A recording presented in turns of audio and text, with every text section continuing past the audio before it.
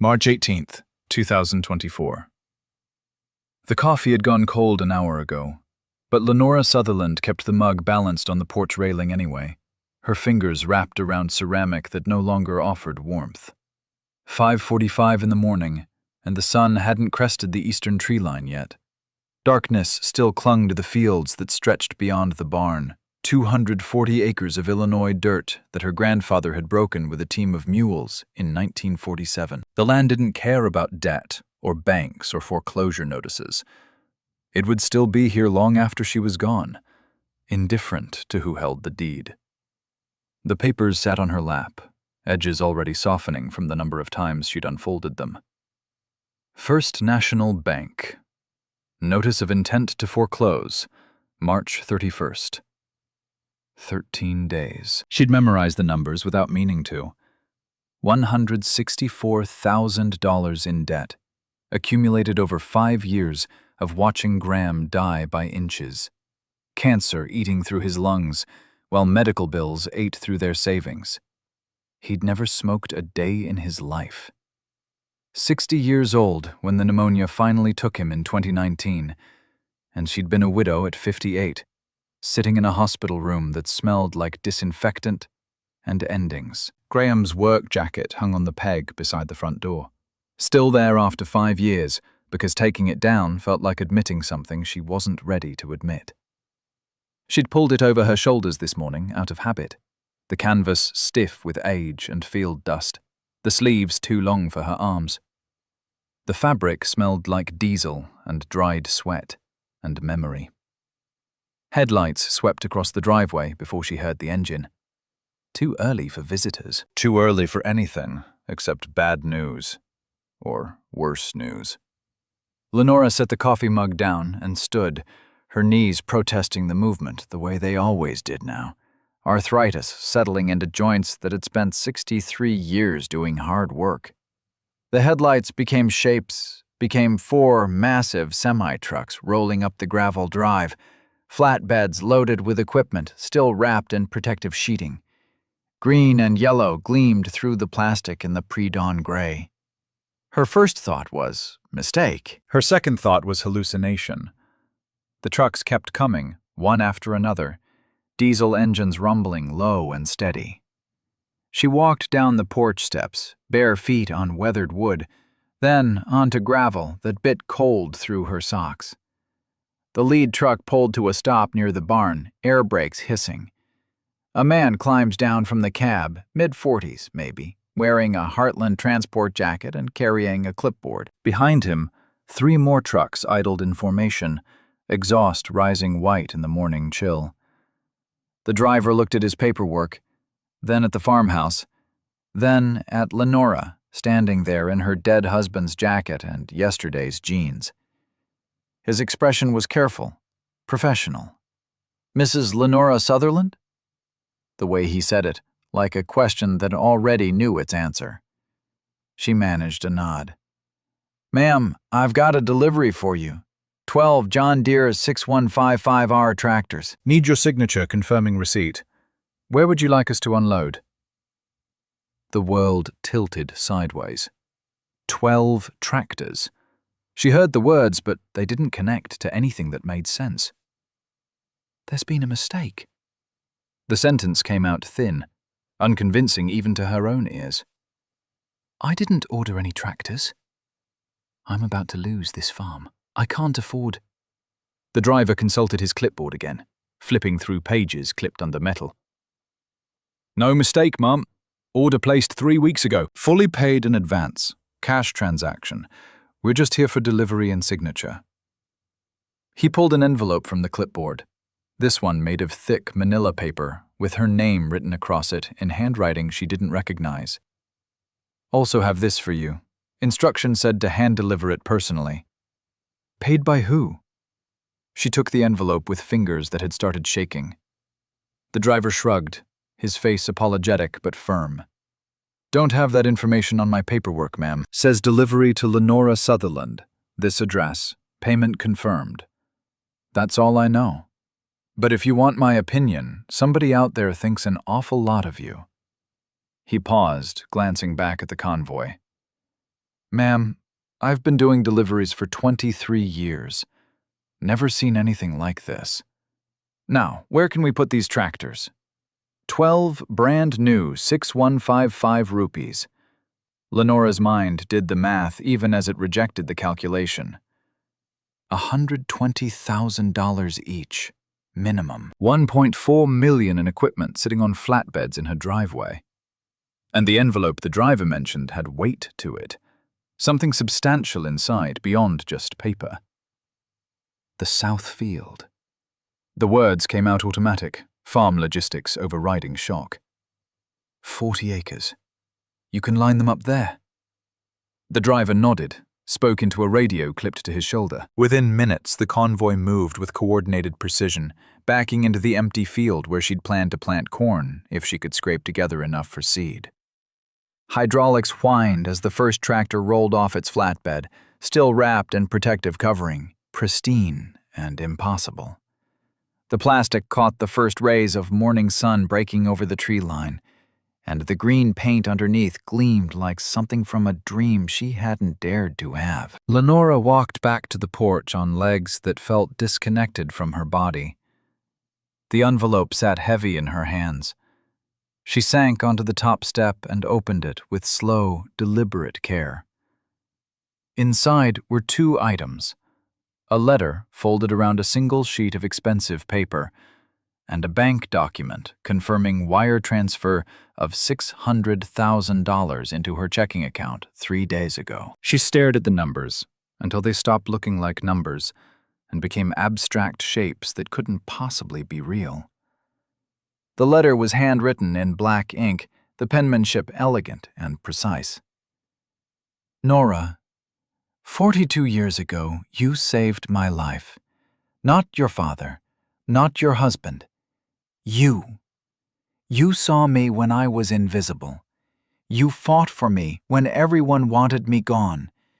You fed me when I was starving, not just for food, but for human decency. You told me, everyone deserves kindness, son. Not because they've earned it, but because they're human beings. I never forgot you, Nora. I never forgot your grace. These are yours. No strings, no obligations. Just gratitude from someone who never forgot the woman who saw him as worthy. CTM. She read it 3 times. The 3rd time, tears blurred the words until they swam together. 42 years ago. 1982. She'd been 21 years old, newly married, pregnant with Adelaide, though she hadn't known it yet. CTM. The initials circled in her mind, refusing to attach to any memory solid enough to hold. The delivery crew worked efficiently, tractors rolling off flatbeds one by one. The driver returned with paperwork, a thick stack of registration documents and operating manuals. She signed where he indicated, her signature shaky and illegible. He thanked her, wished her a good day, and the convoy pulled away down the gravel drive, leaving behind 12 John Deere tractors arranged in perfect rows, and a silence so complete she could hear her own heartbeat. Lenora sat on the porch steps until the sun cleared the trees and light spilled across the fields. The foreclosure papers lay beside her, suddenly meaningless. Everything had just changed. She just had no idea how, or why, or who had changed it. A car engine broke the stillness around 8:15. Adelaide's silver Honda Civic, the one with the dent in the rear bumper from where a student had backed into it in the high school parking lot. Her daughter visited every Sunday morning, had done so religiously since Graham died, bringing groceries and company, and gentle suggestions that Lenora sell the farm and move into town. Addie was practical that way, sensible in a way that came from teaching high school English for 15 years and learning to manage chaos with calm efficiency. The Honda pulled up beside the barn and stopped. Lenora watched her daughter's face through the windshield, watched confusion turn to shock as Addie registered the field full of tractors. The car door opened, Addie got out slowly, staring at the equipment like it might disappear if she looked away. "Mom." The word came out flat, stunned. "What is this? Whose tractors?" Lenora held up the letter without speaking. Addie climbed the porch steps, took the paper, read it while standing. Her daughter's face cycled through the same emotions Lenora had felt an hour ago: confusion, disbelief, wonder, and finally tears that she wiped away with the back of her hand. "Someone gave you $2 million in tractors." Addie's voice cracked on the amount. "Plus 600,000 cash." "Mom, who?" "I don't know." Lenora pulled Graham's jacket tighter around her shoulders. "CTM, 42 years ago. I helped someone in 1982, but I can't remember who." Addie sank down beside her on the step, reading the letter again. "Mom, you've helped half the county over the years. How are you supposed to remember one person from 4 decades ago?" That was the truth of it. Lenora had spent her entire adult life feeding people who showed up hungry, hiring teenagers nobody else would hire, letting strangers sleep in the barn when they needed shelter. Graham used to tease her about it, said she'd adopt every stray in Illinois if he let her. After he died, she'd kept doing it, despite having barely enough money for herself, because stopping felt like giving up on something essential to who she was. There's more. Addie was on her feet now, pacing the porch. If they gave you this anonymously, they don't want recognition. But they must have been watching you. They knew about the foreclosure. The wire transfer was 3 days ago, right when the bank filed the public notice. Lenora looked at the tractors gleaming in the morning sun, then at the foreclosure papers still sitting on the porch railing. CTM had known she was about to lose everything, had known precisely when to intervene, had cared enough to give her not just enough to survive, but enough to thrive. "I need to find them." The words came out fierce, determined. "I need to know who this is so I can thank them." Addie disappeared into the house and returned 5 minutes later with 2 cardboard boxes from the hall closet, both labeled 1980s in Lenora's careful handwriting. "Your journals. You kept them every year from 1978 through 2005, remember? If you helped someone in 82, you probably wrote about it." They spread the boxes across the porch, pulling out spiral-bound notebooks with worn covers and pages yellowed at the edges. Lenora's younger self looked back at her from the careful cursive, entries documenting daily life on a farm that had always demanded more than it gave. She found 1982 in the second box, the notebook's cover decorated with a pressed flower that had faded to brown. July entries first. She flipped through pages describing heat and drought and her father's increasing frustration with low grain prices. Then, July 24th, an entry that made her breath catch. A boy showed up today asking for work. White, maybe 18, from Iowa. Said his name was Caleb Morrison. Thin as a rail, sunburned, terrified eyes. Dad took one look at him, and I saw his jaw tighten. Later, Dad pulled me aside. "That boy's queer, Nora, I can tell. We don't hire that kind." I told Dad we were hiring him anyway. Dad said no. I said if he didn't, I'd quit helping on the farm. Dad relented. "Caleb starts tomorrow, $35 a week, bunkhouse. Graham doesn't care one way or another, but I looked at that boy's eyes, and I saw someone who'd given up on humanity. I can't turn him away." Memory flooded back like water breaking through a dam. Caleb Morrison. Blonde hair, thin frame, hands that shook when she'd given him a sandwich. The way he'd looked at her like he couldn't quite believe she was real, like kindness was a foreign language he'd forgotten how to speak. Addie was reading over her shoulder. Caleb Morrison, CTM. Winston Blackwell had been a hard man, shaped by Depression-era scarcity and rigid ideas about how the world should work. Lenora could see him now, in memory, standing in the machine shed with his arms crossed and his face set in lines of disgust. "That boy's queer, Nora." The slur he'd used had been uglier than that, words Lenora refused to repeat even in her own mind. Winston had been dead since 2005, lung disease taking him at 72, and she'd mourned him while also acknowledging relief that his particular brand of judgment had left the world. The flashback came in fragments, pieces assembling themselves into something coherent. July 1982. She'd been in the barn mucking out stalls when the boy appeared in the doorway, backlit by afternoon sun. "Excuse me, ma'am." His voice had been quiet, almost apologetic for existing. "I'm looking for work. Any kind of work. I can do anything."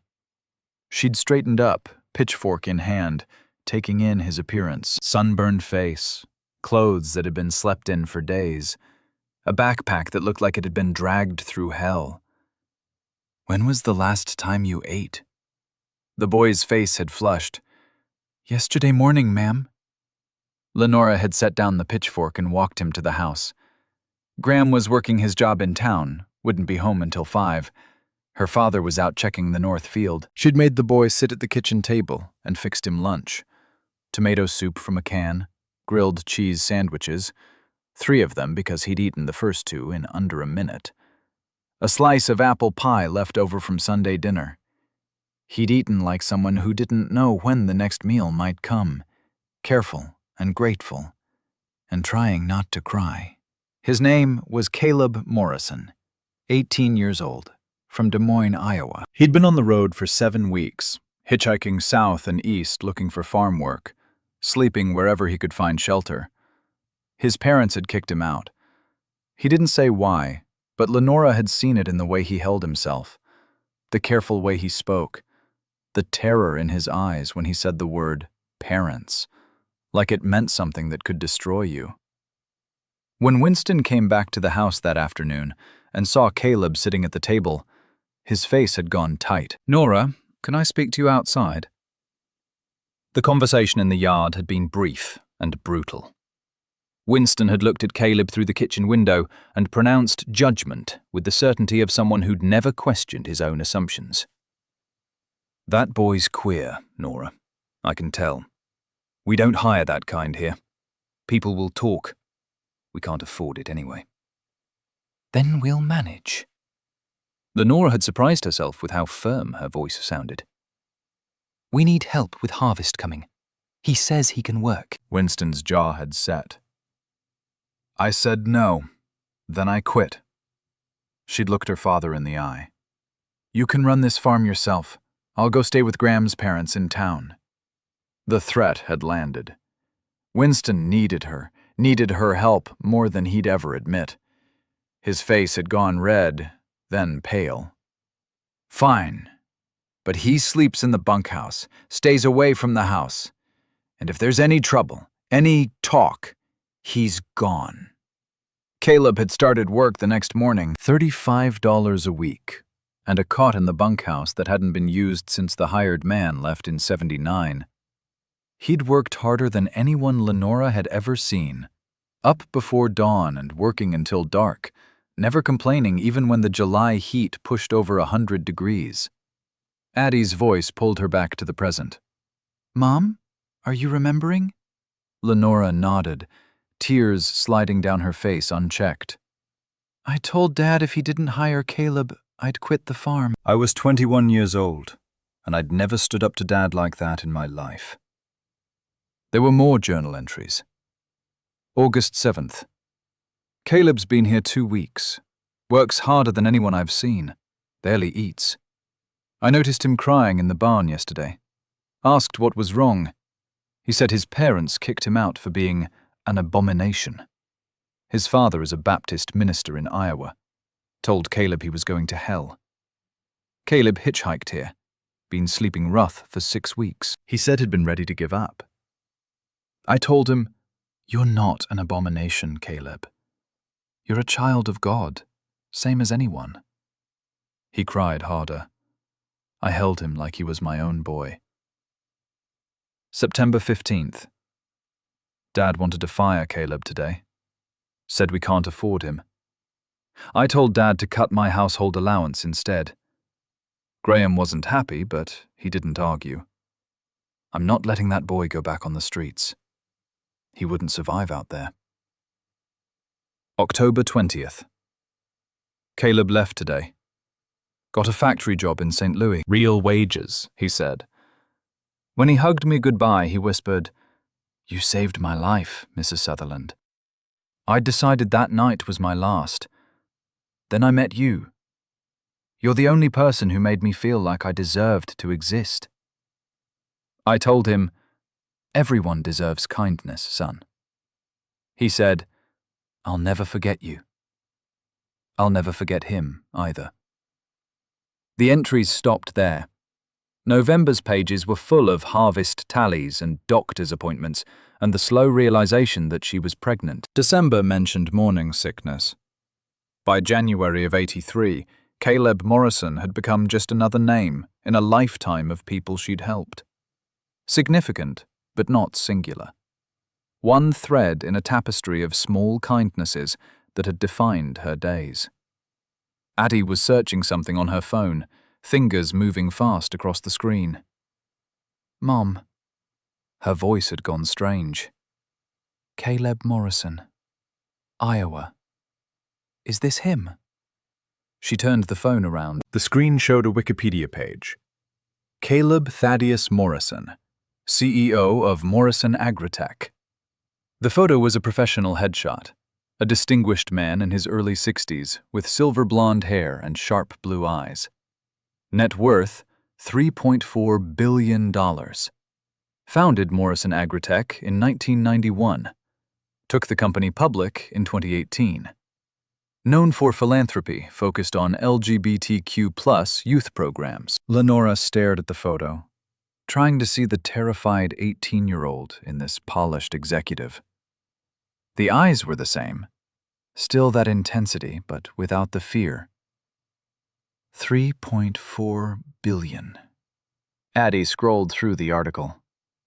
"Mom, the kid you helped in '82 is worth $3.4 billion. The sun had climbed higher now, warming the air, burning off the morning chill.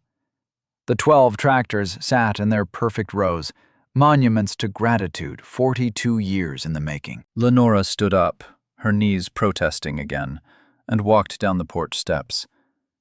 She needed to move, needed the physical act of walking across her land to make this real. "We need to call the bank." Addie followed her. "You can pay off the foreclosure, sell 2 tractors, keep the rest, pay off your debt, and still have money left over." Thomas Werner answered his office phone on the 3rd ring. "First National Bank, Werner speaking." "Mr. Werner, this is Lenora Sutherland. I need to discuss my foreclosure." There was a pause, the kind that came from a banker who'd had this conversation too many times before. "Mrs. Sutherland, I understand this is difficult, but as I explained last week, the foreclosure date is set for March 31st. The process is already. I want to pay off the entire debt." Lenora kept her voice steady. "I need you to stop the foreclosure proceedings immediately." Silence on the line. Longer this time. "Miss Sutherland, your total debt, including fees and interest, is $164,000. Do you have access to those funds?" "I have 12 John Deere tractors sitting in my south field right now. Brand new, 6,155 rupees. I think I can manage to come up with 164,000. Werner's professional composure cracked audibly. "I'm sorry, did you say 12 tractors?" "Come see for yourself if you don't believe me. They're all sitting here, delivered this morning." Werner agreed to drive out that afternoon. Lenora spent the intervening hours reading more journal entries, piecing together the full picture of that summer in '82. Caleb learning to operate the cultivator, Caleb helping with equipment maintenance, Caleb sitting at the kitchen table in the evenings when Winston was in town at the feed store, talking with Lenora about books he'd read, dreams he'd had before his parents destroyed them. The Honda pulled out of the driveway around noon, Addie promising to come back in the evening. Lenora was alone again with the tractors and the memories, and the letter that had upended everything. Werner's BMW arrived at 2 o'clock precisely, the banker's punctuality as reliable as his conservative suits. He was mid-50s, gray at the temples, the kind of man who'd spent his career managing other people's money and developing the careful, neutral expression that came with that responsibility.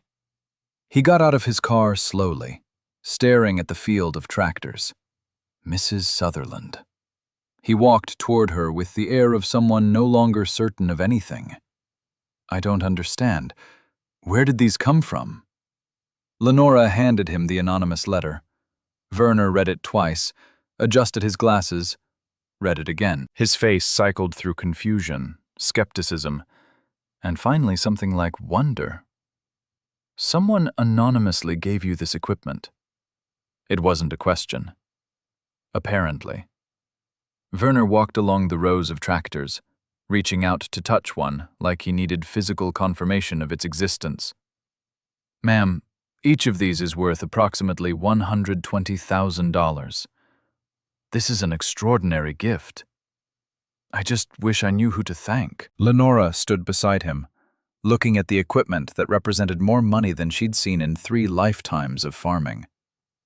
The letter from Ashford and Chen Law arrived via certified mail the next morning, the return address showing a Chicago law office. Inside was professional letterhead and careful legal language explaining that the tractors had been purchased through an irrevocable trust, that the benefactor wished to remain anonymous per attorney-client privilege, and that if Mrs. Sutherland chose to sell any of the equipment, the proceeds were hers to keep, with no obligations or restrictions. The letter was signed by an attorney named Richard Ashford and included a direct phone line. Lenora called immediately. Ashford and Chen Law, how may I direct your call? Richard Ashford, please. This is Lenora Sutherland calling. A pause, then a click, then a male voice, professional and measured. Mrs. Sutherland, I've been expecting your call. How can I help you? Mr. Ashford, I received your letter about the tractors. I need to know who sent them. I'm bound by attorney-client privilege, Mrs. Sutherland. My client has specifically requested anonymity. Lenora kept her voice gentle but firm. Sir, someone gave me $2 million and I don't even know who to thank. You can't expect me to just accept that.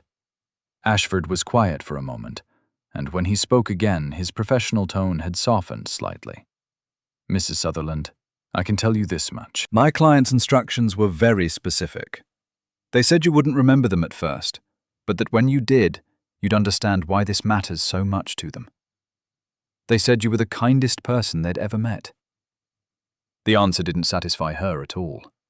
It only made the mystery deeper, made the weight of unknown gratitude press heavier on her chest. She thanked Ashford and hung up, standing in her kitchen with morning light spilling through windows that looked out on fields her grandfather had broken with mules. That night she couldn't sleep. The journal entries from '82 lay spread across the kitchen table, 42-year-old words describing a boy she'd almost forgotten. Caleb Morrison. C.T.M. She pulled out her laptop, ancient and slow, and searched for Morrison Agritech. The company website loaded gradually. Agricultural robotics and artificial intelligence. Precision farming systems. Founded 1991 by Caleb Thaddeus Morrison. There were photos. Caleb at industry conferences, Caleb receiving awards, Caleb standing with other executives in front of gleaming corporate buildings. In every photo, he looked confident, successful. Nothing like the terrified teenager who'd shown up in her barn asking for work. She found his bio page, born 1964 in Des Moines, Iowa. Estranged from family at 18, worked his way through community college and Northwestern University. Computer science degree, 1988. Founded Morrison Agritech at 27. The bio didn't mention why his family had disowned him, but Lenora knew. Baptist minister father, fundamentalist mother, queer son in 1982 rural Iowa. The equation wrote itself in tragedy. The Morrison Foundation had its own website, $400 million in endowment. Programs supporting LGBTQ youth experiencing homelessness. Scholarships for queer students pursuing STEM degrees. Emergency housing for teenagers rejected by their families. Every program description read like a direct response to the boy Caleb had been. The boy Lenora had fed and sheltered and protected when nobody else would. She clicked through photo galleries showing foundation events, young people receiving scholarships, ribbons being cut at new youth centers, Caleb shaking hands with governors and senators. In one photo, he stood beside another man, late 50s, their arms around each other's waists. The caption identified him as James Holbrook, architect. Married since 2015, the year the Supreme Court decision made it legal nationwide. Caleb had built a life. Not just survived, but thrived. Had taken the kindness she'd shown him and transformed it into something vast enough to help thousands of others. And now, 42 years later, he'd come back to help her. Lenora closed the laptop and sat in the dark kitchen, Graham's jacket still around her shoulders, tears sliding down her face in the silence. The boy she'd fought her father to protect had become a man who fought for others. The teenager she'd fed when he was starving had created programs to feed hundreds more. The kid she'd told deserved kindness had built his entire philosophy on that single principle. Everyone deserves kindness, son. Not because they've earned it, but because they're human beings. She'd said those words to a crying 18-year-old in her barn, never imagining they'd echo across 4 decades and return to her wrapped in John Deere green and yellow. Never imagining that one moment of standing up to her father would compound into this. The foreclosure papers still sat on the porch railing, but they didn't matter anymore. In 13 days, instead of losing her farm, Lenora would walk into First National Bank and pay off every cent of debt. Would sell 2 tractors and keep 10. Would have money in the bank for the first time in 5 years. Would sleep without the weight of impending loss crushing her chest. But more than that, and this was the part that made her chest tight with something bigger than relief, she finally understood that the small kindnesses she'd spent her life giving away had mattered in ways she couldn't measure, to people she'd never see again, spreading outward in patterns she couldn't track. Caleb Morrison had been one person, one summer, one series of small acts. A sandwich, a job, a defense against her father's bigotry, a place to sleep, a reminder that he deserved to exist. And from that, somehow, everything else had grown. The memories came in waves over the next 3 days, each one sharper than the last. Lenora would be washing dishes or folding laundry, and suddenly she'd be back in the summer of '82, 21 years old, and stubborn in ways she'd forgotten she could be. The details emerged like photographs developing in solution. Caleb's hands shaking as he tried to thread a bolt through a cultivator bracket. The way he'd flinch when Winston walked past. The careful distance he kept from other people, like he'd learned that getting too close meant getting hurt. She remembered teaching him to rebuild a carburetor on a sweltering August afternoon, both of them sweating in the machine shed while cicadas screamed in the trees. His fingers had been quick, precise, better with small mechanical tasks than she'd expected. When the engine finally turned over, clean and smooth, he'd looked at her with something like disbelief. "I fixed it." The wonder in his voice had been childlike, as if he'd never been allowed to take pride in anything before. Graham had been working at the implement dealership in Marion that summer, coming home tired and uninterested in farm politics. When Lenora told him about the boy in the bunkhouse, her husband had shrugged. "Your father's farm, your call. Whatever keeps the peace."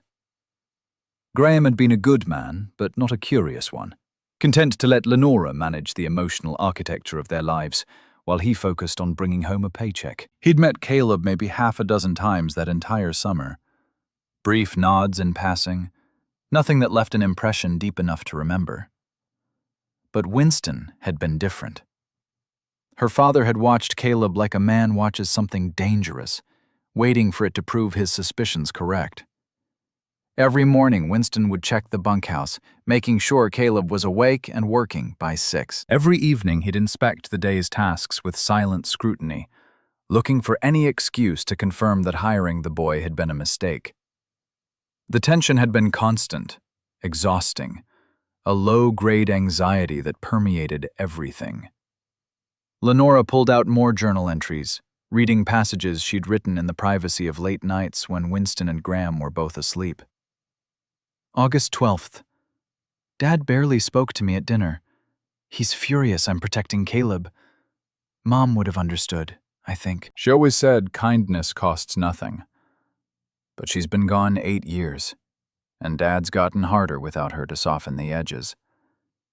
Her mother had died in 74, breast cancer taking her fast and brutal. Winston had never remarried, never even looked at another woman as far as Lenora knew. He'd just gotten quieter, more rigid, more certain that the world was going to hell and taking decent values with it. How a homosexual boy would have felt like surrender to everything Winston believed was wrong with modern America. September entries detailed the harvest crisis. Corn yields down 30% from drought. Soybean prices bottomed out. Winston sitting at the kitchen table, doing math that wouldn't work no matter how many times he recalculated. That was the night he'd told Lenora they couldn't afford to keep Caleb through October. She'd been washing dishes, hands in soapy water, when Winston made the announcement. "Boy's gotta go. Can't afford charity." The sponge had stilled in her grip. She remembered the weight of the moment, the knowledge that what she said next would matter. "Then take it out of my household budget. I'll manage." Winston's face had gone red, then white. "Nora, don't be stupid. You need that money for groceries, for I'll make it work." She'd kept her voice level, definite. Her hands were still in the dishwater, but she'd turned to look at her father directly. "That boy has nowhere to go, Dad. We send him away, he ends up dead in a ditch somewhere." The silence had stretched between them, taut as wire. Finally, Winston had stood up from the table, chair scraping harsh against the linoleum. "Fine. But when harvest is over, he goes. No arguments." Caleb had stayed through October. Lenora had cut $15 a week from her grocery budget, buying cheaper cuts of meat, skipping luxuries, making things stretch. She'd been pregnant by then, though she wouldn't know it until November, Adelaide growing inside her while she rationed food to keep a stranger fed. The email to Morrison Agritech took her 2 hours to write. She started it Wednesday evening, deleting and restarting a dozen times, trying to find words adequate for what she needed to say. The corporate website had a general contact form, impersonal and bureaucratic, but it was the only avenue she had. "Dear Mr. Morrison, if you are the Caleb Morrison who worked on my father's farm in the summer of 1982, I want you to know that I remember you now. I remember your courage and your kindness.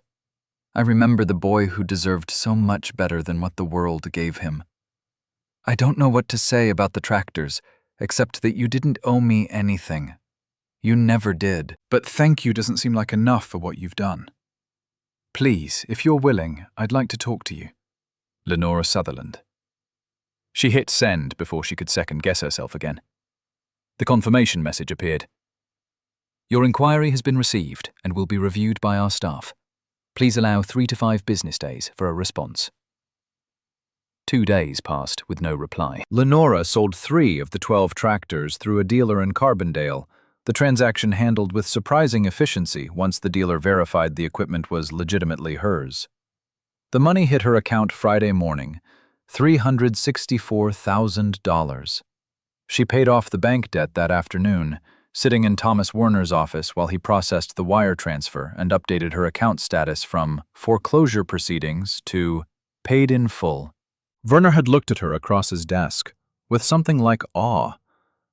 "Mrs. Sutherland, in 30 years of banking, I've never seen anything quite like this." "Neither have I, Mr. Werner." She kept the remaining 9 tractors, more equipment than she needed, but somehow right to keep them. They sat in the south field like a monument to something she was still trying to understand. The package arrived Saturday morning via UPS, the driver requiring a signature for delivery. Plain cardboard box, no return address, postmarked from Chicago. Inside was bubble wrap protecting 2 items, a photograph and an envelope. The photograph was a Polaroid, the kind that developed instantly, colors slightly faded, but image still clear. Lenora stared at it, recognition hitting like a physical blow. There she was at 21, wearing denim overalls and a white t-shirt, her dark hair pulled back in a ponytail. Her hand rested on her stomach, in the unconscious gesture women make early in pregnancy, though she wouldn't have known she was carrying Adelaide yet. Beside her stood Caleb Morrison, 18 and painfully thin, wearing jeans and a flannel shirt that hung loose on his frame. They were standing next to the old John Deere in the machine shed, both of them smiling at whoever held the camera. Graham must have taken it, one of the rare afternoons he'd been home. Lenora's throat tightened. She looked so young in the photo, impossibly young, her face unlined and hopeful in ways she'd forgotten she'd ever been. And Caleb looked terrified, even while smiling, the kind of fear that lived in bones and couldn't be photographed away. The letter was handwritten on Morrison Agritech letterhead, the same elegant script from the anonymous note. "Dearest Nora, you're pregnant in this photo. I could see it even then. You had this glow that women get early on, though you didn't seem to know yet. Did you know by August? Your daughter Adelaide must be 41 now. Please tell her I said hello." That summer of 1982, I was 18 years old, and I'd given up on living. The world had made it clear I didn't belong in it, and I'd started to believe it. Not dramatically, not as a cry for help. I'd just accepted that some people weren't meant to survive. I'd been on the road for 9 weeks when I showed up at your farm, sleeping in ditches and abandoned buildings, going 3-4 days without food. I'd been beaten up twice, once in Iowa, once in Missouri, by men who could tell just by looking at me that I was something they hated. Every farm I stopped at before yours turned me away. Either they had no work, or they had work, but not for someone like me. The night before I met you, I'd slept under a highway overpass outside Marion. I'd decided that was my last night. I was going to walk into the woods the next day and not come back out. Then I saw your farm from the road. Something made me walk up that driveway one more time. And you were there. You saw me, Nora. When your father looked at me and saw something disgusting, you saw a human being who needed help. When he wanted me gone, you fought for me. You risked your relationship with your father, and I heard the fights, the nights you argued with him about keeping me, to protect someone you'd known for all of 5 minutes. You didn't just give me a job and a place to sleep. You gave me dignity. You taught me equipment repair and listened when I talked about books I'd read. You drove me into town when I was too afraid to go alone because I thought someone might recognize what I was and hurt me. You told me I wasn't an abomination when my own father had used that exact word. Everything I've built came from seeds you planted that summer. You taught me work ethic, that doing something right mattered more than doing it fast. You showed me integrity, that keeping your word even when it cost you something was the measure of character. You proved that kindness exists, that not everyone in the world wanted people like me dead. You made me believe I deserved to live. Morrison Agritech exists because of you. My first product was farm management software, and I built it specifically thinking about you struggling with those ledger books you hated. Every business decision I've made, I've asked myself, what would Nora do? Every time I've had the chance to help someone vulnerable, I've remembered that you helped me when I was the most vulnerable person I knew. The tractors and money are nothing compared to what you gave me, but they're what I can offer back. Please accept them. Please know that you saved my life in the most literal sense possible, and that everything good I've done in the 42 years since stems directly from your compassion. With eternal gratitude and love, Caleb Thaddeus Morrison. P.S. I'm in Illinois this weekend. I'd very much like to see you again, if you're willing. I'll understand if you'd rather not. Lenora read the letter 3 times, vision blurring with tears. The photograph lay on the kitchen table in front of her. 2 people frozen in time. A young woman who didn't yet know she was pregnant, and a young man who'd been hours away from ending his life. The moment captured between them looked ordinary, unremarkable. Just 2 people standing beside a tractor. But underneath that ordinariness was the weight of a life saved, a choice made, a kindness given that had somehow compounded across 4 decades into billions of dollars and thousands of lives helped. She picked up her phone with shaking hands and called Adelaide. When her daughter answered, Lenora's voice broke. He wrote back, "He's coming to see me." Adelaide arrived within the hour, leaving her own Saturday plans abandoned. They sat together at the kitchen table, passing the letter back and forth, studying the Polaroid like it contained secrets they could decode if they looked hard enough. "You were pregnant with me." Adelaide touched the photo gently, her finger hovering over Lenora's unconscious hand-on-stomach gesture. "Did you know?" "Not until November." Lenora wiped her eyes. "I thought I was just tired from harvest." "And you were fighting with Grandpa Winston to keep Caleb employed while you were pregnant and didn't even know it." "Some choices aren't really choices." The question came out more plaintive than she intended. "They're just what decent people do when someone needs help. Most people didn't."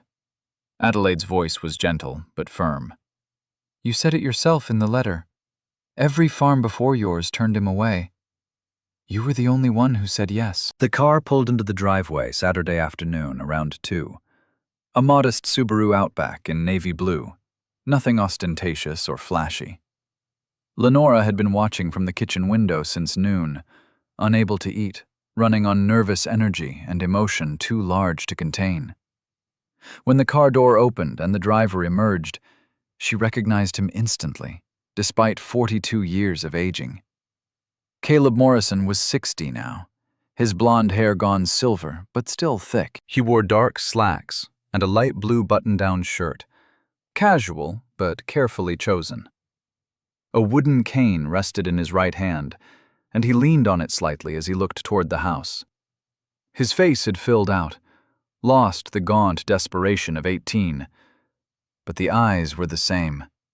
Intense blue, too observant, carrying weight.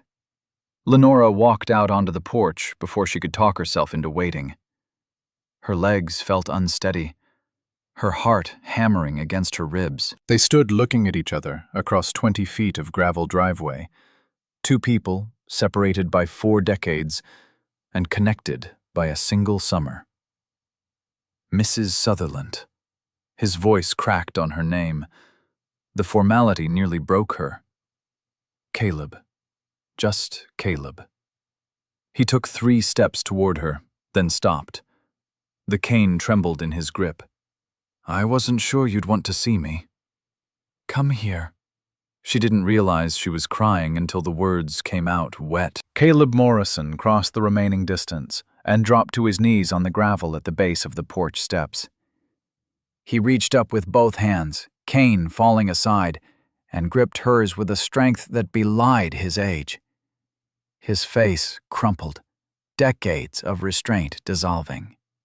"You saved my life." The words came out choked. "You saved my life, and I never got to thank you." Lenora sank down onto the step, pulled him close, held him while he sobbed against her shoulder. He smelled like expensive cologne and old grief, his body shaking with the force of emotions too long held in check. She smoothed his silver hair with one hand, her own tears falling into it, murmuring wordless comfort the way she had in the barn 42 years ago when he'd broken down about his parents. "I'm sorry I stayed anonymous." He pulled back enough to look at her, his face blotchy and wet. "I didn't want you to feel obligated. I wanted you to have the help because you needed it, not because you felt like you owed me anything. Oh, honey, you don't owe me anything." She cupped his face in her hands. "You never did." "I owe you everything." His voice was fierce now, adamant. "Everything." Movement from the house made them both look up. Adelaide stood in the doorway, her own eyes red. Caleb pushed himself to his feet, retrieved his cane, turned to face her. "You must be Adelaide." The warmth in his voice was immediate, genuine. "I'm Caleb Morrison. I worked for your mother the summer before you were born." Adelaide came down the steps slowly. "I saw the letter. Thank you for what you did for my mom." "Your mother did infinitely more for me." Caleb extended his hand and Adelaide shook it, then pulled him into a hug that made him stiffen in surprise before relaxing into it. They moved to the porch, the three of them settling into chairs Lenora had put out earlier. The 9 remaining tractors sat in their rows in the south field, visible from where they sat. Physical proof that this wasn't a dream or a hallucination. "Tell me about your life." Lenora's voice was steadier now, though she kept the tissue clutched in one hand. "The letter mentions some, but I want to hear it from you. What happened after you left here?" Caleb leaned back in his chair, the cane propped against the armrest. "After I left the farm in October '82, I took that factory job in St. Louis. Assembly line work, brutal and mindless, but it paid $5.50 an hour, which felt like a fortune compared to what I'd been making. I worked double shifts whenever they'd let me, saved every penny I didn't absolutely need to spend." "How long did you stay there?" 6 months. Long enough to save $4,000. Then I enrolled at Gateway Community College in spring of '83. Computer science program. I'd always been good with math and logic, and computers were just starting to be accessible to regular people, not just universities and big corporations. His hands moved as he talked, fingers tracing patterns in the air, like he was typing on an invisible keyboard. I fell in love with programming immediately. There was something beautiful about it. You tell the computer exactly what to do, and it does it. No ambiguity, no judgment about who you are or who you love. Just pure logic. Adelaide leaned forward. "How did you afford school?" "Pell Grants, mostly. Plus I kept working nights at a printing press. Slept maybe 4 hours a night for 2 years. But I graduated top of my class, got a transfer scholarship to Northwestern, full ride, everything paid for." Lenora watched his face as he talked, saw the pride underneath the humility. "You must have worked incredibly hard. I didn't know how to do anything else. You taught me that." He met her eyes directly. "That summer in '82, I watched you work from before dawn until after dark. Never complaining. Just doing what needed doing. When things got hard at Northwestern, and they got very hard, I'd think about you, mucking out stalls in July heat, or fixing broken equipment in the rain. If you could do that, I could finish another programming assignment." The Northwestern years had been transformative. Caleb described studying computer science, while the field exploded around him, personal computers moving from hobbyist toys to business essentials. He graduated in '88 with honors and a dozen job offers from companies that needed programmers more than they cared who those programmers loved. IBM offered me $60,000 a year. Microsoft offered 70. Those were staggering amounts to someone who'd been living on food stamps 2 years earlier. But you turned them down. Adelaide had clearly read his biography carefully. I turned them down because I'd seen something they hadn't. Caleb's voice shifted, became more animated. Farmers were being told they needed to embrace technology. GPS guidance systems, yield monitors, variable rate application. But nobody was making software that actually worked for small family farmers. Everything was designed for massive corporate operations with IT departments. I thought about your ledger books, Nora.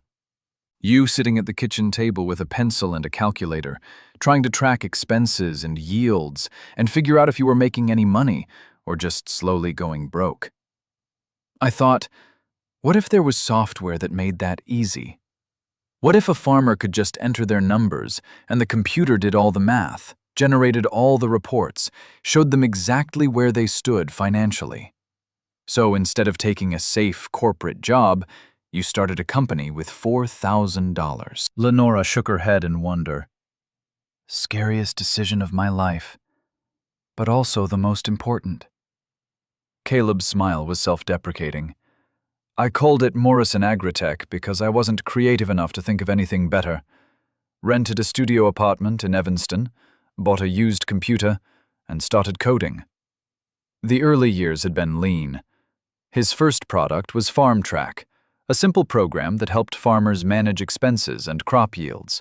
He'd sold it for $99 per license, going to farm shows and ag conferences, demonstrating the software on a laptop while farmers looked at him with skepticism. By '95, he had 500 customers and $50,000 in revenue, barely enough to live on. But then, GPS technology became affordable. Precision agriculture stopped being science fiction and became reality. Farmers needed software to process all the data pouring in from their new equipment. Morrison Agritech was positioned perfectly. By 2000, we had $3 million in revenue. By 2005, $15 million. By 2010, $60 million. Caleb recited the numbers matter-of-factly, like they were statistics about someone else's company. We went public in 2018. The initial valuation was $2.1 billion. Adelaide whistled softly. And now? Company's worth about $3.4 billion. My personal net worth is around $1.8 billion, most of it still in Morrison stock. The numbers were too large to feel real. Lenora looked at the man sitting on her porch, silver-haired, distinguished, carrying himself with the quiet confidence of someone who'd built something lasting, and tried to reconcile him with the terrified teenager who'd shown up asking for work. Every decision I made, I asked myself what you would do. Caleb's voice had gone soft again. When I had to choose between maximizing profit and treating employees fairly, I thought about how you treated me with fairness, even when it cost you money. When other companies were cutting corners on customer service, I remembered how you'd taken time to teach me things carefully, never rushing, making sure I understood. The Morrison Foundation came up organically. In 2008, Caleb met James Holbrook at a tech industry conference in San Francisco. James was an architect, also gay, also from a conservative religious background that had rejected him. They'd bonded over shared trauma, fallen in love over the course of a year, married as soon as the law allowed it. James wanted to do something meaningful with our money. Caleb's face softened when he talked about his husband. He'd worked with homeless youth in his 20s, seen too many queer kids thrown out by their families. We started the foundation in 2012 with a $100 million endowment. It's grown from there. What does the foundation do? Adelaide had pulled out her phone, was taking notes.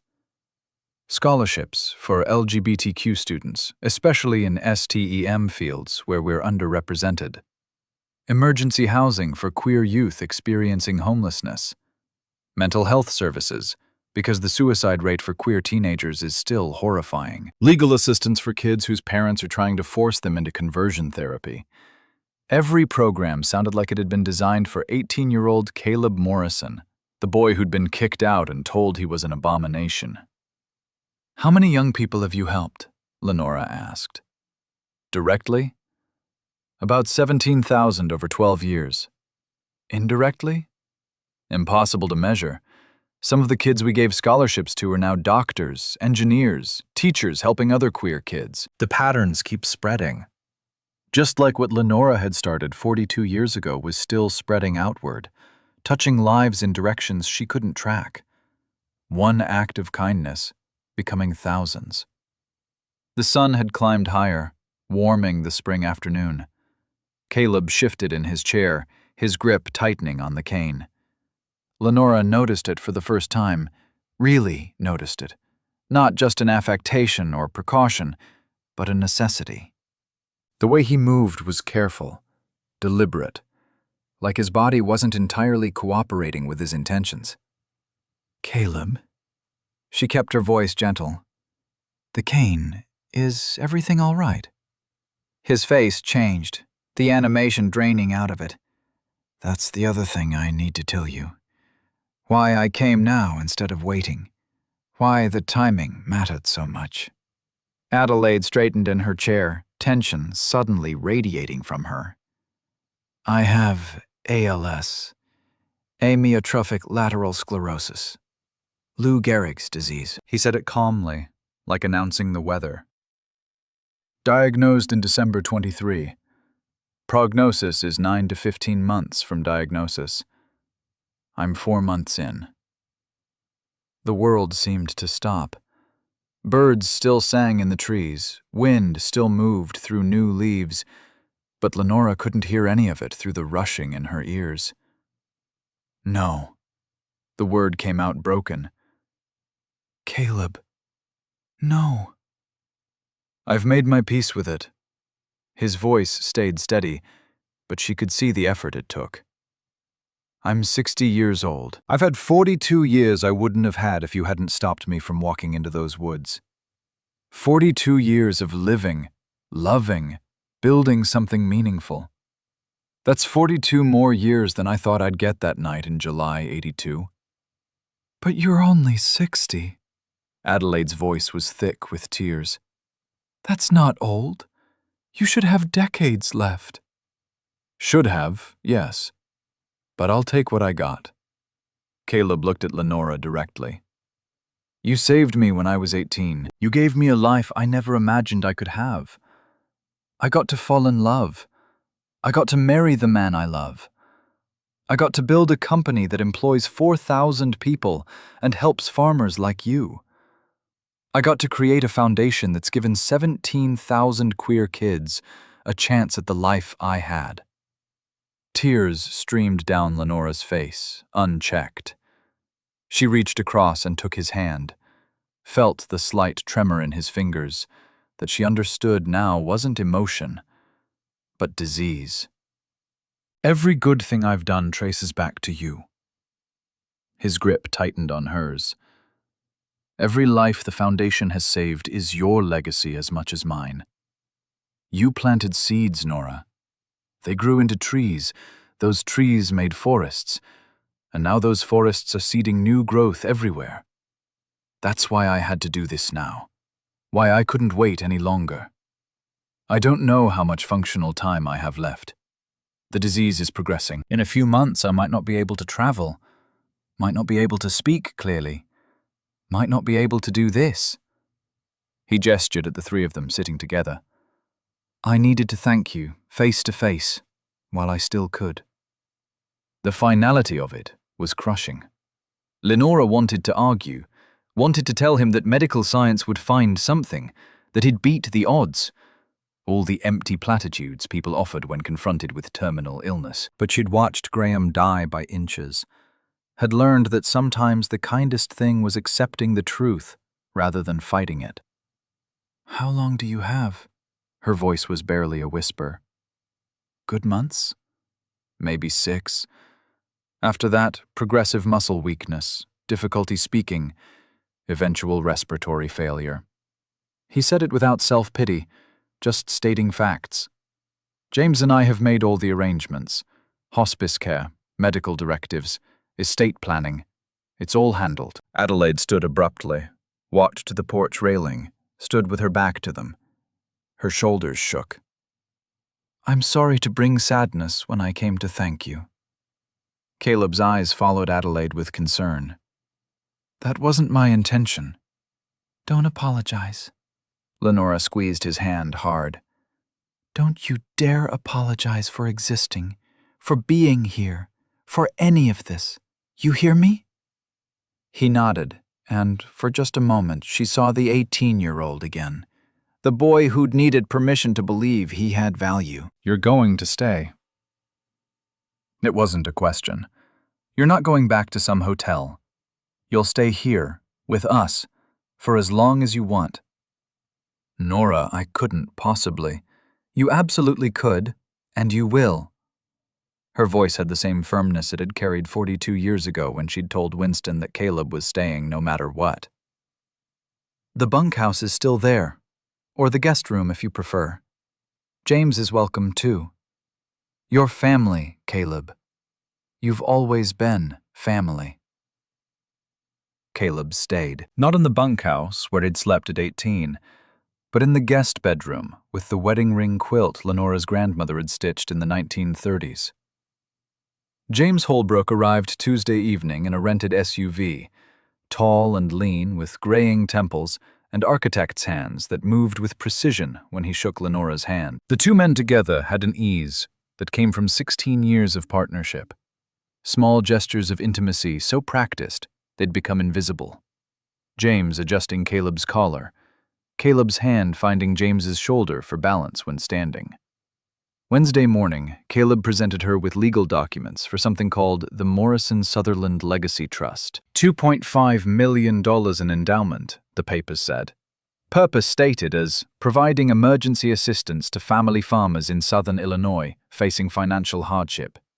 Trustees listed Lenora Sutherland, Adelaide Pierce, Barnaby Fletcher, plus 2 Morrison Agritech executives whose names Lenora didn't recognize. I want you to run this.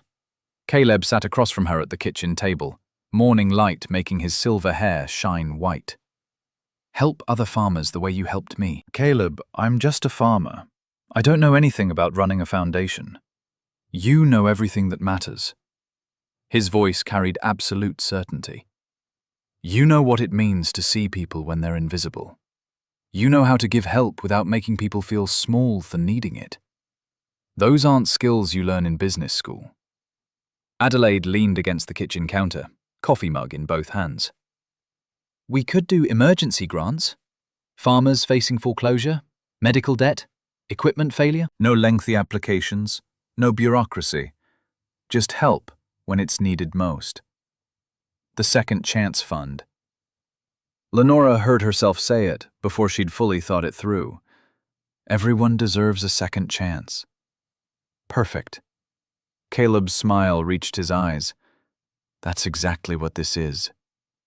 The first 3 applications arrived within a week, word spreading through farm networks faster than any official announcement could have managed. Miriam Whitmore, from Lawrence County. 45 years old, widowed in 22 when her husband drove a tractor into an irrigation ditch and drowned. Left with 4 children and $92,000 in debt the bank wanted paid within 60 days. They drove to Lawrence County on Saturday, Lenora and Adelaide in the truck, Caleb and James following in the rental. Miriam's farm was smaller than Lenora remembered family operations being. 180 acres with outbuildings that needed paint, and fences held together with determination and baling wire.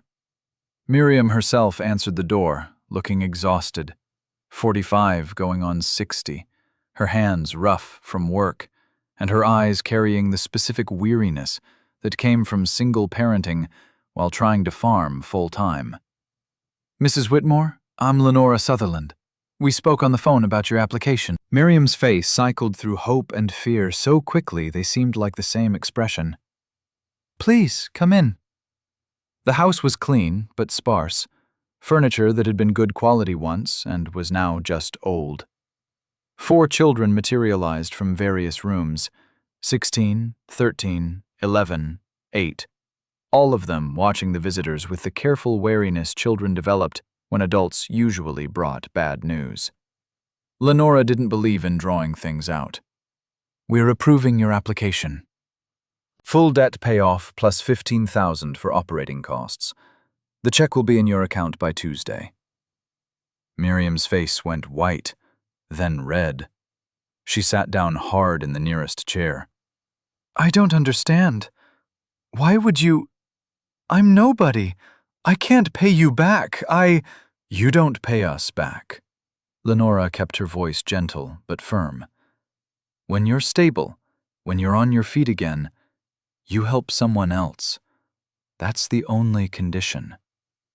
The widow started crying, deep, wrenching sobs that shook her whole body. The 16-year-old daughter moved to her mother's side, wrapped arms around her shoulders, glared at Lenora with fierce protectiveness until she understood these were relief tears, not grief ones. Caleb stepped forward. "Mrs. Whitmore, I was 18 when someone helped me. I had nothing and nowhere to go. That help saved my life. Your accepting this help means the kindness keeps moving forward. You're part of something bigger now." By May, Caleb's condition had progressed enough to be undeniable. The tremor in his hands had spread to his arms. His speech was starting to slur, words taking visible effort to form clearly. Walking required the cane always now, and some mornings required James's arm for support. But his mind stayed sharp, and he insisted on being part of every grant decision, reading applications with the same careful attention he'd given to business contracts. "Can I tell you something?" They were on the porch one morning, the May air warm and heavy with the smell of growing things. "About FarmTrack. My first product. Of course. I built it for you." His words came slower now, each one deliberate. "Do you remember showing me your ledger books? August '82. You were doing monthly accounting, cursing under your breath about how much you hated all the columns and calculations." Lenora's memory reached back, found it. The kitchen table covered in papers, her pregnant and not knowing it. Caleb watching her struggle with numbers that never seemed to add up right. "You said you wished there was an easier way, that computers were for NASA, not dirt farmers." "I remember. I was being dramatic." "You were being honest."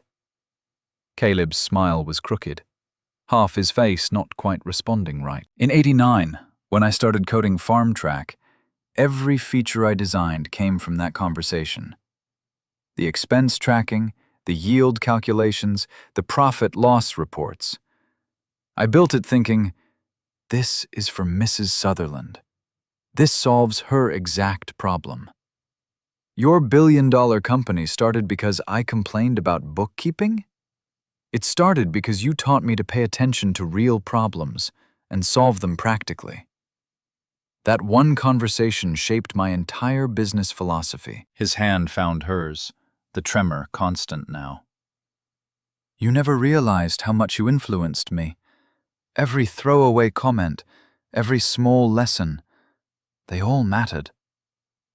The tears came easier these days, for both of them. Lenora squeezed his shaking hand and let herself cry, while the fields stretched green and infinite around them. The story leaked in September through channels Lenora never fully traced. A reporter from the Marion Gazette showed up asking questions about the legacy fund and the mysterious billionaire who'd given her tractors. Adelaide had mentioned something to a colleague, who'd mentioned it to someone else, and suddenly the local paper wanted an interview. Lenora said no 3 times before Caleb asked her to reconsider. "Please." His speech was badly slurred now, each word a struggle.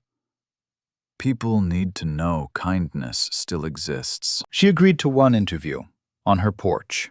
No photos of Caleb. The story ran Sunday, front page. Local widow creates legacy fund after billionaire she saved returns to thank her. The article was straightforward, factual, hitting the key points without sensationalism. By Monday, it had been picked up by the Associated Press. By Wednesday, NBC was calling. Lenora refused everything until CBS Sunday Morning made their pitch. Respectful, they promised. Focused on the human story, not exploitation. The interview happened in October, conducted by a young correspondent who sat on the porch and asked questions with genuine curiosity rather than manufactured emotion. Why did you help him when your father didn't want you to? Lenora chose her words carefully. Because he was a child who needed help. That was enough reason.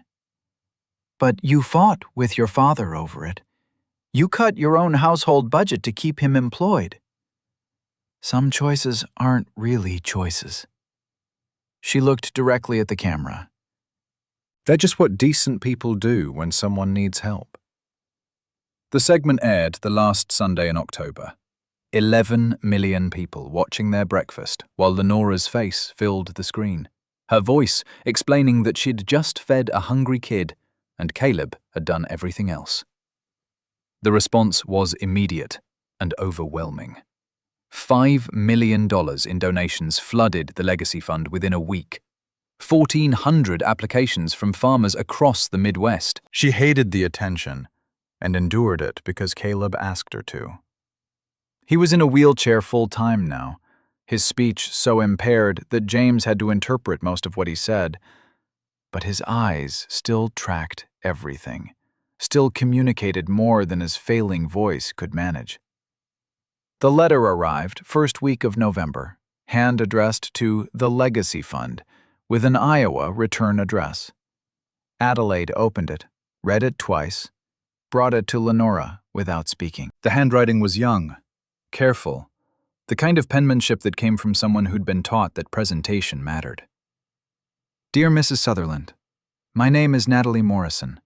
I'm 24 years old, and I just graduated from Iowa State with a degree in sustainable agriculture. I'm also Caleb Morrison's niece, his older brother Stephen's daughter. I never met my uncle. My father disowned him in 1982 when Caleb came out as gay. Dad died in 2020, Mom in 2021. I grew up hearing that Uncle Caleb was evil, that he'd chosen sin over family, that we should pray for his soul but never speak to him. But I saw your interview on CBS. I watched you talk about the scared 18-year-old you helped, and I realized Uncle Caleb wasn't evil. He was just a kid who needed help, and everyone except you turned him away. I'm not asking for money from your fund. I'm asking for a chance to meet my uncle before he dies. I want to tell him I'm sorry. That not all of us hated him. That some of us wish we'd known him. Can you help me? Natalie Morrison. Lenora called James immediately. He answered on the second ring, his voice carrying the exhaustion of months serving as primary caregiver. Caleb has a niece. She wants to meet him. The silence stretched long enough that Lenora thought the call had dropped. Then, he didn't know Stephen had children. Stephen cut off all contact in '82. We assumed he'd died without reconciling. She wants to come for Thanksgiving if Caleb is willing. Another pause. Let me ask him. 20 minutes later, James called back. Caleb typed on his communication device. Yes, please. Tell her yes. Natalie Morrison arrived the Wednesday before Thanksgiving, driving a 10-year-old Honda Civic with Iowa plates and a bike rack on the back. She was small and dark-haired, mid-20s, wearing jeans and an Iowa State sweatshirt. When she got out of the car and saw Caleb in his wheelchair on the porch, she stopped moving entirely. Uncle Caleb? He couldn't speak clearly anymore, but he raised one shaking hand in greeting. Natalie crossed the gravel slowly, then dropped to her knees beside the wheelchair. She looked nothing like Caleb, and everything like him. The same intensity in her eyes, the same careful way of holding herself, like the world might punish her for taking up space. "I'm so sorry." The words tumbled out fast. "I'm sorry my dad disowned you. I'm sorry I never knew you. I'm sorry for everything you went through." Caleb's hands moved to the communication tablet James held for him. The device spoke in a flat, computerized voice. "You're here now. That's what matters."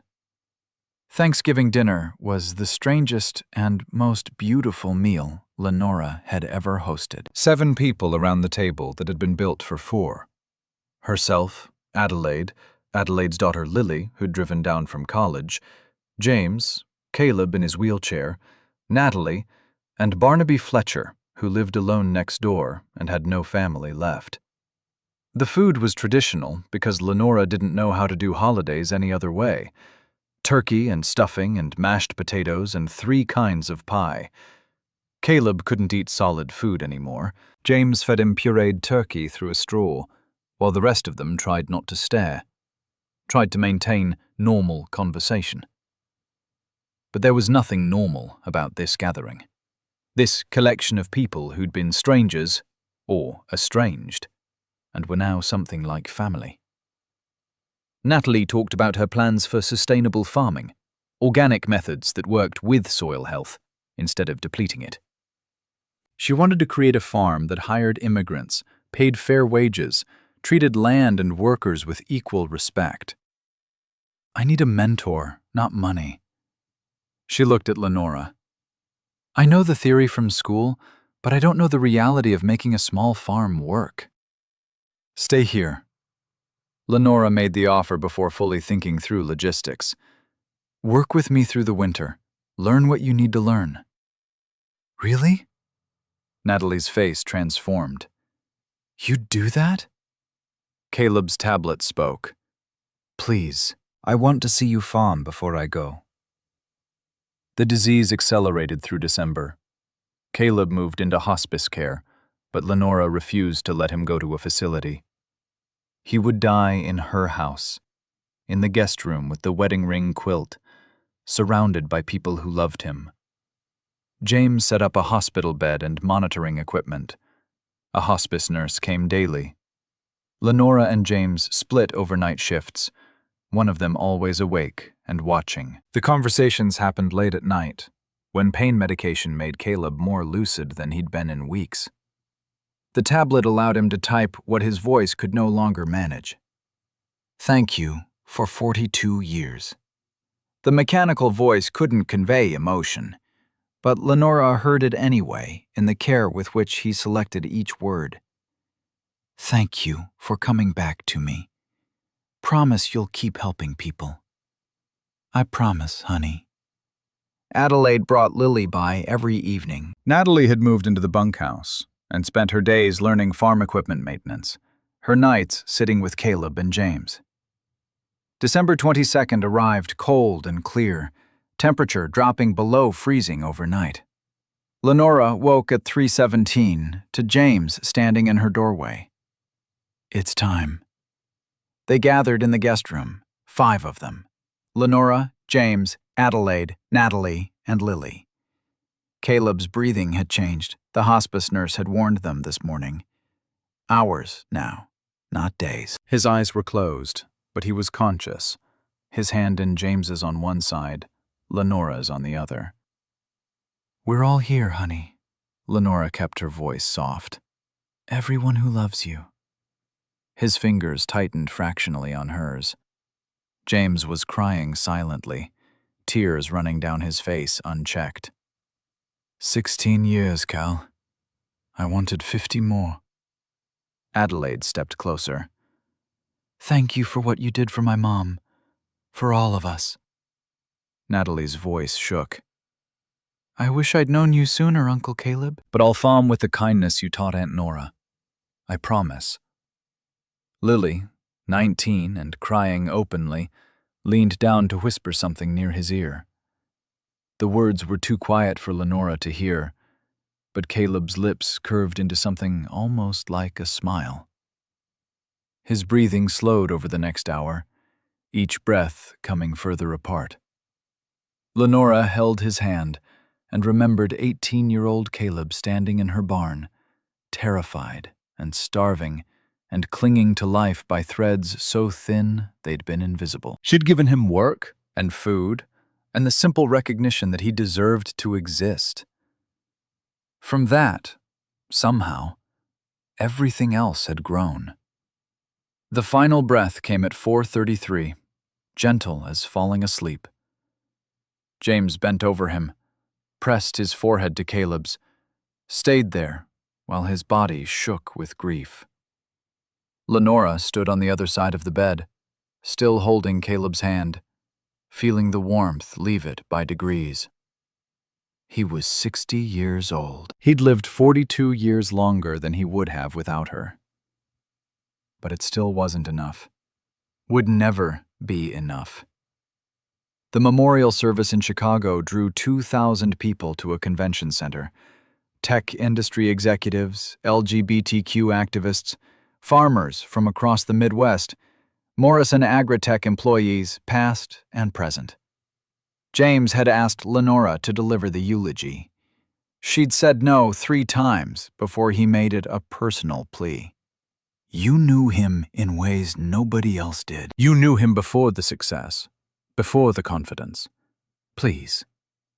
She stood at the podium in a simple black dress Adelaide had helped her pick out, looking at a sea of faces she didn't know, and spoke the only truth she knew. Caleb Morrison was 18 years old when I met him. He was scared, starving, and certain he had no future. His own parents had thrown him away like he was garbage. Every farm before mine had turned him away. I gave him a job and some kindness. He turned that into a life that helped thousands of people. The room was completely silent, 2,000 people holding their breath. He taught me that every small act of compassion can change the world. That you never know whose life you're saving when you choose kindness over indifference. That the measure of a good life isn't what you accumulate, but what you give away. Her voice cracked, but she pushed through. He was my son in every way that mattered, and I will miss him every day for the rest of my life. The standing ovation lasted 7 minutes. The work continued. Caleb's will left the company to an employee ownership trust, his personal wealth split between James, Natalie, LGBTQ advocacy organizations, and the Legacy Fund. $600 million arrived in the fund's account in February, transforming it from substantial to genuinely transformative. The board hired Adelaide as executive director, her teaching career abandoned in favor of managing grants that now numbered in the hundreds. By March 2026, 1 year after the tractors had arrived, the fund had helped 312 farm families, $11.2 million distributed. Ripple effects traced through community networks. Miriam Whitmore hired a homeless veteran as a farmhand. The McKennas started mentoring young farmers. Howard Pemberton donated 10 acres for a community garden. The patterns Caleb had talked about were real, measurable, growing. In May, Lenora received the Presidential Citizens Medal in a brief White House ceremony. She accepted it wearing the same black dress from the memorial service, gave a 30-second speech that made the president smile, and donated the medal to the Morrison Agritech Employee Museum the following week. What mattered more was the lecture she gave at Southern Illinois University that same month. 700 agriculture students packed the auditorium, young people who would shape the future of farming. A sophomore in the 3rd row asked the question Lenora had been waiting for. How do you decide who deserves help? Lenora didn't hesitate. Everyone deserves help. That's not a question you get to ask. The only question is, can you help? If the answer is yes, you help. Period. But what if they made bad choices? What if they got themselves into trouble? Caleb was kicked out by his parents for being gay. He didn't choose that. But even if he had made bad choices, even if he'd gotten himself into trouble through his own actions, he still would have deserved kindness. We help because we're human, and humans deserve dignity. The lecture hall erupted in applause. After the lecture, walking across campus toward the parking lot, a young woman approached. Early 20s, thin and nervous, wearing clothes that had been slept in. Mrs. Sutherland? I'm sorry to bother you. I'm Emmeline. I'm homeless. I heard your lecture. I want to study agriculture, but I don't have anywhere to live. I can't afford tuition. I don't know how to...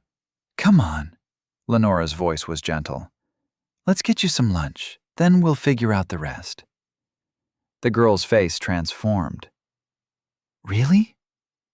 Really? They walked together toward town, Lenora already mentally cataloging what Emmeline would need: stable housing, financial aid applications, possibly a job on the farm to provide income and practical experience.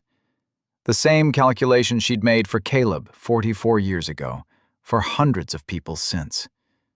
The math of kindness, simple and infinite. The 9 tractors still sat in the south field, Lenora having decided to keep them all as reminder and monument. Natalie used 3 of them for the organic operation she was building. 240 acres, gradually transitioning to sustainable methods. The other 6 Lenora rented to neighboring farmers at below-market rates, the income going directly to the legacy fund. On clear evenings, Lenora would walk out to the field and stand among the equipment, touching the green and yellow paint, remembering the morning they'd arrived. 2 years ago now. 2 years since her life had been saved by someone she'd saved 42 years before that. She thought about Caleb often, imagined conversations with him about the people they were helping, the families being saved from foreclosure, the young people being given chances they didn't think existed. In her imagination, he was always both ages at once. The terrified boy standing in her barn asking for work, and the 60-year-old man who'd knelt on her gravel driveway and sobbed his gratitude. The Foundation's latest report sat on her kitchen table. 1,456 farm families helped since the fund's inception. 4,200 documented kindness acts traced back to fund recipients. Numbers that translated to lives, to futures, to possibilities that wouldn't have existed without Caleb's vision and Lenora's willingness to fight her father for a stranger. Adelaide brought the final numbers in March 2028. Natalie had expanded the organic operation to include immigrant farm workers paid fair wages, teaching farming classes for LGBTQ youth, building the exact kind of operation Caleb would have loved. She was 27 now, confident in ways she hadn't been at 24, teaching instead of learning, passing forward the knowledge Lenora had given her. The Polaroid from 1982 sat framed on Lenora's mantel. 21-year-old Nora, with her hand unconsciously on her pregnant belly. 18-year-old Caleb, with terror still visible behind his smile. 2 people who'd been strangers that morning, bound together by kindness, into something that had outlasted both their lives as individuals and become something larger. Something that would keep spreading long after Lenora herself was gone. She picked up the photo some evenings, traced the outline of Caleb's young face, whispered to him like he could still hear. "Look what you built, honey. Look at all these lives you saved." But the truth was deeper than that. He'd saved lives because she'd saved his. She'd saved his because someone had taught her that kindness mattered more than prejudice. That person had learned it from someone else, who'd learned it from someone before that. An unbroken chain of compassion stretching back through generations. Nobody saved anyone alone. Everyone who helped was themselves helped. The chain had no beginning and no end. Just an infinite cycle of people choosing to see each other as human. Choosing kindness when indifference was easier. Choosing to help because someone had once helped them. Lenora set the photo back on the mantel and walked out onto the porch. The same porch where she'd read the foreclosure notice, where Caleb had knelt, crying, where they'd sat together in his final months, talking about legacy and seeds and forests. The fields stretched green and eternal under evening light. Somewhere, a young person was being helped, being given a chance, being told they mattered. Somewhere else, that same young person would someday help someone else, continuing the pattern. The harvest of kindness, she thought, was infinite and eternal. You planted seeds without knowing what would grow. You gave without expecting return. And somehow, impossibly, miraculously, the giving never stopped multiplying.